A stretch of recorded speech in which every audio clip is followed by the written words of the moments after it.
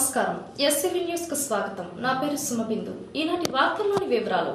పరిశోధనలు విస్తృతం చేయడం వలన సూక్ష్మ జీవి శాస్త్రం విలువలు సమాజానికి తెలియజేయవచ్చునని శ్రీ పద్మావతి మహిళా యూనివర్సిటీ ఉపకులపతి ఆచార్య రత్నకుమారి అభిప్రాయపడ్డారు. బుధవారం శ్రీ పద్మావతి మహిళా విశ్వవిద్యాలయం అప్లైడ్ మైక్రోబయాలజీ విభాగం ఆధ్వర్యంలో సావేరి అతిథి గృహంలో సూక్ష్మ జీవ శాస్త్రంలోని నూతన పోకడల సాంకేతిక పరిజ్ఞానం అనే అంశంపై జాతీయ సదస్సు జరిగింది. ఈ సదస్సుకు వర్సిటీ ఉపకులపతి ఆచార్య Ratnakumari, Madras university microbiology HOD professor తంగమీనన్లు ముఖ్య అతిథులుగా పాల్గొని ప్రారంభించారు. ఈ సదస్సులో ప్రొఫెసర్ వివి లక్ష్మి మాట్లాడుతూ సూక్ష్మ జీవుల వలన మంచి చెడు జరుగుతున్నాయని అన్నారు. మంచి కన్నా చెడు ఎక్కువగా జరుగుతుందని ఆమె అభిప్రాయపడ్డారు. సమాజంలో ప్రతి ఒక్కరికి సూక్ష్మజీవ శాస్త్రంపై అవగాహన కల్పించాలన్నారు. ప్రజలు ఎక్కువగా వివిధ రోగాల బారిన పడకుండా చర్యలు తీసుకోవాలని ఆమె కోరారు. Microbes play an enormous role in the process that relate to nearly every aspect of our planet, and thus microbiology plays a unique and fundamental role in essentially every field of science. Though systematic study of microbiology is a century over, microorganisms have been used in preparation of products like curd, vinegar, wine, bread, cheese, etc. for over 500 to 600 years. Microorganisms are increasingly related to several deadly human diseases like smallpox, tuberculosis, cholera, septicemia conditions, etc. ఈ సదస్సులో Padmavathi Mahila university school of science and dean professor Bharathi, microbiology HOD professor Umamaheswari, doctor Jayamadhuri, విద్యార్థులు, వివిధ university నుంచి వచ్చిన ప్రతినిధులు పాల్గొన్నారు. సమైక్యాంధ్ర సాధన కోసం రాష్ట్ర ముఖ్యమంత్రి కిరణ్ కుమార్ రెడ్డి అంకుటిత దీక్షతో రాజీ లేని పోరాటం కొనసాగిస్తున్నారని సమైక్యవాది నవీన్ కుమార్ రెడ్డి అన్నారు. సమైక్యాంధ్ర సాధన కోసం ఏపీ ఎన్జీఓలు తలపెట్టిన చలో హైదరాబాద్ ను విజయవంతం చేయడానికి సమైక్యవాది నవీన్ కుమార్ రెడ్డి ఆధ్వర్యంలో తిరుపతి నగరపాలక సంస్థ కార్యాలయం ముందు ఒక్కరోజు రిలే నిరాహార దీక్షను చేపట్టారు. ఈ సందర్భంగా నవీన్ మాట్లాడుతూ రాష్ట్ర ముఖ్యమంత్రి కిరణ్ కుమార్ రెడ్డి, ఏపీ ఎన్జీఓల అధ్యక్షులు అశోక్ బాబులు చిత్తశుద్ధితో సమైక్య రాష్ట్ర సాధన కోసం పోరాడుతున్నారని కొనియాడారు. వైఎస్ఆర్ కాంగ్రెస్ పార్టీ అధినేత జగన్మోహన్ రెడ్డి సమైక్య శంఖారావం పోరులో జిల్లాలో పర్యటిస్తూ ప్రజలను మభ్యపెడుతున్నారని మండిపడ్డారు. కేవలం ఓట్లు, సీట్లు కోసమే ఆయన పర్యటిస్తున్నారని ధ్వజమెత్తారు. అసెంబ్లీలో ఆ పార్టీ ఎమ్మెల్యేలు రోజుకొక నాటకం ఆడటం ప్రజలు గమనిస్తున్నారని, సమయం వచ్చినప్పుడు తగిన విధంగా బుద్ధి చెప్తారని పేర్కొన్నారు.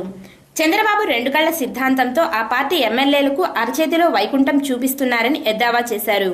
టీడీపీ, వైఎస్ఆర్సీపీ వాళ్లకు నిజంగా చిత్తశుద్ధి ఉంటే ఇచ్చిన లేఖలను వెనక్కి తీసుకుని సమైక్యాంధ్రకు కట్టుబడాలని సూచించారు. ఈ రాష్ట్రాన్ని సమైక్యంగా ఉంచండి. ఈ రాష్ట్రాన్ని విడగొడితే చరిత్రహీనులవుతారు. ఏ పార్టీకి కూడా పుట్టగతులు ఉండవని చెప్పని హెచ్చరిస్తూ ఈరోజు యావత్ తెలుగు జాతి అంతా కూడా సమైక్యాంధ్ర ఉద్యమాన్ని ప్రారంభించి నేటికి 175 రోజులు పూర్తయింది.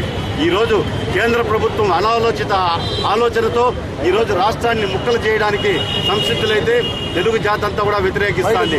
ఈ రాష్ట్ర విభజనకు ప్రధాన కారకులు వైఎస్ఆర్ కాంగ్రెస్ పార్టీ ఇచ్చిన లేఖ, చంద్రబాబు నాయుడు గారు ఇచ్చిన లేఖల ఆధారంగా ఈరోజు కేంద్ర ప్రభుత్వం ఈ నిర్ణయం తీసుకుందని చెప్పని వెంటనే వారు ఇచ్చిన లేఖలు ఉపసంహరించుకోవాలని చెప్పని డిమాండ్ చేస్తున్నాము.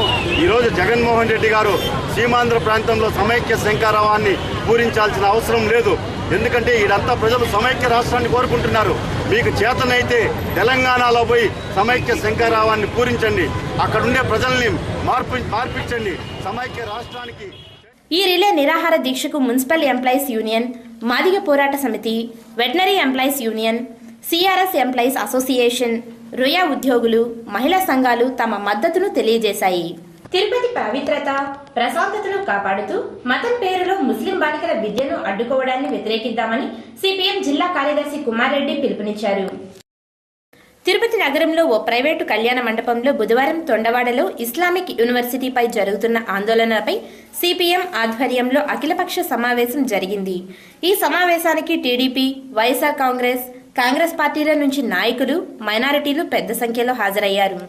ఈ రౌండ్ టేబుల్ సమావేశంలో సిపిఎం జిల్లా కార్యదర్శి కుమార్ రెడ్డి మాట్లాడుతూ ప్రశాంతంగా ఉన్న తిరుపతిని ముస్లిం మతబూచి చూపి అల్లకల్లోలం చేయడానికి బీజేపీ, ఆర్ఎస్ఎస్ లాంటి సంస్థలు ప్రయత్నిస్తున్నాయని ఆరోపించారు.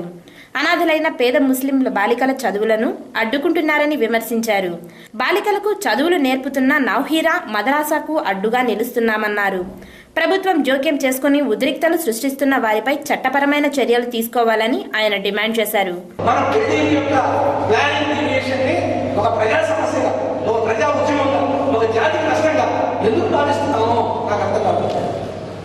కాబట్టి ఈ రోజుకైనా సరే అక్కడ బిల్డింగ్ దానికి సంబంధించిన విషయాలు ఉంటే అది ప్రభుత్వ యంత్రాంగాన్ని మనం అందరూ అలర్ట్ చేయొచ్చు, దాన్ని రెగ్యులేట్ చేయొచ్చు, దాన్ని నడిపించలేదు. కాబట్టి ఈ 3 విషయాలు మనం చూసాం. ఒకటి, ఈ రౌండ్ టేబుల్ సమావేశంలో రాజకీయ పార్టీల నాయకులు, ముస్లింలు, మైనారిటీలు పాల్గొన్నారు. చంద్రగిరి రైల్వే స్టేషన్ సమస్యలకు నిలయమనింది. పట్టించుకునే నాదుడు కరువయ్యాడు. సమస్యలను పరిష్కరించాలని ప్రజాప్రతినిధులు మొరపెట్టుకుంటున్నా ఫలితం లేదు. చంద్రగిరి నుంచి 5 కిలోమీటర్ల దూరంలో నర్సింగాపురం గ్రామ సమీపంలో చంద్రగిరి రైల్వే స్టేషన్ కలదు. అక్కడ తాగునీరు కుళాయిలు సైతం శిథిలావస్థలో ఉన్నాయి. తాగడానికి మంచినీరు దొరకదు. బుకింగ్ కౌంటర్ ఎప్పుడు తెరుస్తారో తెలియదు. రైలు వచ్చినా టికెట్లు ఇవ్వరు. రైల్వే ట్రాక్ ఒక పక్క ప్లాట్ఫారం ఉండడంతో రెండవ పక్క ప్రయాణికులు రైలు దిగడానికి ఎక్కడానికి వీలు లేకుండా ఉంది. ప్రతి రైలు 1 నిమిషం మాత్రమే ఆగుతుండడంతో ప్రయాణికులు త్రోపులాటలు ఎక్కువయ్యాయి. ఎక్కువగా ఈ రైల్వే స్టేషన్లో కాలినడకన శ్రీనివాస మంగాపురం రావాలన్నా నరకయాతన అనుభవిస్తున్నారు. రాత్రిపూట విద్యుత్ దీపాలు వెలగవు. రైల్వే స్థలంలో ఆటోలు నడుపుతున్నా కనీసం అడిగే అధికారులు కరువయ్యారు. ఈ సందర్భంగా ప్రయాణికుడు మాధవేశెట్టి మాట్లాడుతూ రైల్వే స్టేషన్లో దిగి దాహం తీర్చుకోవాలన్నా నీరు లేవన్నారు. చీకట్లో రాత్రిపూట ప్రయాణించాల్సి వస్తుందని టీటీడీ అధికారులు విద్యుత్ దీపాలు ఏర్పాటు చేసినా అవి వెలగడం లేదని చెప్పాడు. చాలా ఇబ్బంది పడుతున్నారు. జనాలు కూడా ఇబ్బంది పడి ప్రజలకు అన్ని కష్టాలు, తాగునీటి లేదు. దేవస్థానం వీధి లైట్లు చంద్రగిరి రైల్వే స్టేషన్ నుంచి శ్రీనివాస మంగాపురం పోయే దారిలో శ్రీనివాస మంగాపురం వరకు లైట్లు వెలగడం లేదు. అధికారులకు ఎన్ని మాటలు విన్నపించుకున్నా సరిగ్గా పట్టించుకోవడం లేదు. పై అధికారి నుంచి కింది స్థాయి అధికారి వరకు తిరిగి నేను యాసపోయి ఈ న్యూస్ ఇస్తున్నాను. డాక్టర్ అక్కినేని నాగేశ్వరరావు మృతి సినిమా రంగానికి తీరని లోటని Tirupati cloth and readymade merchants association వారు అభిప్రాయపడ్డారు. బుధవారం తిరుపతి గాంధీ రోడ్లో ఏర్పాటు చేసిన ఓ కార్యక్రమంలో అక్కినేని నాగేశ్వరరావు చిత్రపటానికి cloth and readymade merchants association నాయకులు పూలమాలలు వేసి ఘనంగా నివాళి అర్పించారు. తమ సంతాపాన్ని ప్రకటించారు. ఈ సందర్భంగా cloth and readymade merchants association నాయకులు మాట్లాడుతూ సినిమా రంగంలో ఎన్టీఆర్, ఎంజీఆర్, ఏఎన్ఆర్ త్రిమూర్తులుగా ఉన్నారని, వీరందరూ జనవరి నెలలోనే మృతి చెందారని చెప్పారు. నాగేశ్వరరావు మృతి పట్ల తాము ప్రగాఢ సంతాపాన్ని వ్యక్తం చేస్తున్నట్లు తెలిపారు. సినిమా రంగంలో యువ కథానాయకులు నాగేశ్వరరావును ఆదర్శంగా తీసుకుని నటించాలన్నారు. ప్రతి ఒక్కరూ వచ్చి ఇక్కడ శ్రద్ధాంజలి ఘటించి ఆయనకి నివాళులు అర్పిస్తున్నాము. ఆ దేవదేవుడు వాళ్ళ కుటుంబానికి, ప్రతి ఒక్కరికి, వాళ్ళ కుటుంబ సభ్యులకి అందరికీ మా ప్రగాఢ సానుభూతి తెలియజేస్తున్నాము. రెండోది వచ్చేసింది, అతను చేసిన చరిత్ర ఎప్పటికీ మరవలేము. చిన్న బాల్యం వయసు నుంచి సినీ ఫీల్డ్లోకి వచ్చి ఎన్నో రకాలుగా ఆయన ప్రతి ఒక్కరిని ఆలరించి అద్భుతంగా చేసిన ఆ వ్యక్తికి ఘన నివాళులు చేయడం అనేది అసలు మాకు కళ్ళలో నీళ్ళు వస్తున్నాయి. అలాంటి వ్యక్తిని కోల్పోయాము. జనవరి 17వ తేదీ ఎంజీఆర్ చనిపోవటం, జనవరి 18 ఎన్టీఆర్ చనిపోవటం, జనవరి 22 ఏఎన్ఆర్ చనిపోవటం మనకి ఎంతైనా మన దేశానికే ఒక లోటు అనిపిస్తుంది. మన రాష్ట్రానికే కాకుండా ఎంతో దేశాల్లో మన ఖ్యాతిని కల్పించిన మన ఏఎన్ఆర్ గారు మనకు లేకపోవడం అనేది మనకు ఎంతో బాధాకరమైన విషయం. ఈ కార్యక్రమంలో cloth and readymade merchants association నాయకులు వేణుగోపాల్, భాస్కర్, ఎం భాస్కర్ తదితరులు పాల్గొన్నారు. తిరుమల శ్రీవారి సేవలో రైల్వే ప్యాసింజర్ కమిటీ పాల్గొన్నారు. ఉదయం వీఐపీ బ్రేక్ దర్శనంలో వీరు స్వామివారిని దర్శించుకున్నారు. దర్శనానంతరం కమిటీ సభ్యులు ఆలయం వెలుపల మీడియాతో మాట్లాడుతూ రైల్వే ప్రయాణికులకు రైల్లో కల్పిస్తున్న సౌకర్యాలు ఎలా ఉన్నాయి, ఇంకా ఎంతవరకు మెరుగైన సేవలను వారికి అందించాలో తెలుసుకోవడానికి వచ్చినట్లు తెలిపారు. ఇప్పటికే 12 సూచనలు రైల్వే మంత్రికి అందించామని, ఈ రోజు తిరుపతి రైల్వే స్టేషన్లో పర్యటించి అక్కడ సౌకర్యాలు తెలుసుకుని నివేదిక సమర్పించనున్నట్లు కమిటీ సభ్యులు తెలిపారు. ఇప్పుడు 11 గంటలకు మేము రైల్వే స్టేషన్ వెళ్ళి ఏమి సువిధాలు దొరుకుతున్నాయా లేదా అని చెక్ చేసుకుని, ఏమైనా ఇంకా ఎక్కువ వాళ్ళకి సౌకర్యాలు కావాలంటే ఆఫీసర్లతో చెప్పి అదంతా సరిచేసే దానికి మేము వచ్చినాము. కానీ అట్లనే దేవుణ్ణి చూసే భాగ్యం మాకు దొరికింది. మా ఆఫీసులలో అందరూ చేరి మమ్మల్ని ఇక్కడ పిలుచుకొచ్చినారు. ఇప్పుడు పోయి మేము స్వామి వివేకానందుని యువత ఆదర్శంగా తీసుకుని నిస్వార్థంగా సేవా నిరతితో తమ వంతు సమాజానికి సేవ చేయాలని తిరుపతి స్వామి వివేకానంద ధ్యాన మందిరం కార్యదర్శి ఆచార్య రంగాధం కోరారు. తిరుపతి ప్రెస్ క్లబ్ లో బుధవారం ఏర్పాటు చేసిన విలేకరుల సమావేశంలో ఆచార్య రంగదాం మాట్లాడుతూ స్వామి వివేకానంద 150వ జయంతి ఉత్సవం సందర్భంగా గురువారం రేణిగుంట మండలం గురవరాజుపల్లి శ్రీ మహాదేవి వివేకానంద ఆశ్రమ ఆవరణలో 12 అడుగుల వివేకానంద స్వామి విగ్రహ ఆవిష్కరణ చేయనున్నట్లు తెలిపారు. విగ్రహ ఆవిష్కరణ కడప రామకృష్ణ మఠం అధ్యక్షులు ఆత్మవిధానంద మహారాజ్ చేతుల మీదుగా జరుగుతుందని తెలిపారు. ఈ కార్యక్రమానికి శాసనసభ మాజీ సర్పంచ్ అగరాల ఈశ్వర్ రెడ్డి, సుందరమూర్తి, రేణిగుంట తహసీల్దార్ యుగంధర్ తదితరులు ముఖ్య అతిథులుగా పాల్గొంటారని చెప్పారు. స్వామి వివేకానంద విగ్రహ ఆవిష్కరణ యువత అధిక సంఖ్యలో పాల్గొని స్వామి ఆశయ సాధనకు కృషి చేయాలని కోరారు. శ్రీ మహాదేవ వివేకానంద ఆశ్రమంలో స్వామీజీ యొక్క 12 అడుగుల విగ్రహాన్ని ఇక్కడ నిర్మించడం జరిగింది. దాని యొక్క ఆవిష్కరణం సాయంకాలం 4:30కు ఉంటుంది. ఈ యొక్క రాయలసీమ రామకృష్ణ మఠం యొక్క అధ్యక్షులైనటువంటి స్వామి బోధానంద గారు ఆత్మ విధానంద మహారాజ్ గారు ఈ యొక్క కార్యక్రమంలో పాల్గొంటారు. ఆ యొక్క విగ్రహాన్ని ఆవిష్కరిస్తారు. అదే విధంగా మన యొక్క కార్యక్రమ అధ్యక్షులుగా ఈ విలేకరుల సమావేశంలో నిర్వాహకులు చంద్రశేఖర్, గుణశేఖర్ తదితరులు పాల్గొన్నారు. మున్సిపాలిటీల్లో పనిచేస్తున్న కాంట్రాక్ట్ కార్మికులకు కనీస వేతనం కింద నెలకు 12,000 రూపాయలు ఇవ్వాలని మున్సిపల్ కార్మిక ఉద్యోగ సంఘం నాయకులు డిమాండ్ చేశారు. కార్మిక ట్రేడ్ యూనియన్ల పిలుపు మేరకు బుధవారం తిరుపతి నగరపాలక సంస్థ కార్యాలయం ముందు మున్సిపల్ కార్మికులు, కాంట్రాక్ట్ ఉద్యోగులు ధర్నా నిర్వహించారు. ఈ సందర్భంగా యూనియన్ నాయకులు మాట్లాడుతూ రాష్ట్రంలోని అన్ని మున్సిపాలిటీల్లోని కార్మిక ఉద్యోగ సమస్యల పరిష్కారం కోసం ఫిబ్రవరి 3వ తేదీ నుంచి నిరవధిక సమ్మెను చేపడుతున్నట్లు ప్రకటించారు. 1,20,000 మంది కాంట్రాక్ట్ ఉద్యోగులను పర్మనెంట్ చేయాలని కోరారు. అవుట్సోర్సింగ్ ఉద్యోగులకు డిఏ, హెచ్ఆర్ఏ సౌకర్యం కల్పించాలన్నారు. మున్సిపల్ కార్మికులకు పీఎఫ్, ఈఎస్ఐ వంటి సౌకర్యాలు సక్రమంగా అందడం లేదని ఆరోపించారు. ప్రభుత్వం వెంటనే స్పందించి సమస్యలు పరిష్కరించాలని డిమాండ్ చేశారు. అందులో భాగంగా ఈ రోజు ఈ ధర్నా కార్యక్రమం నిర్వహిస్తా ఉన్నాం.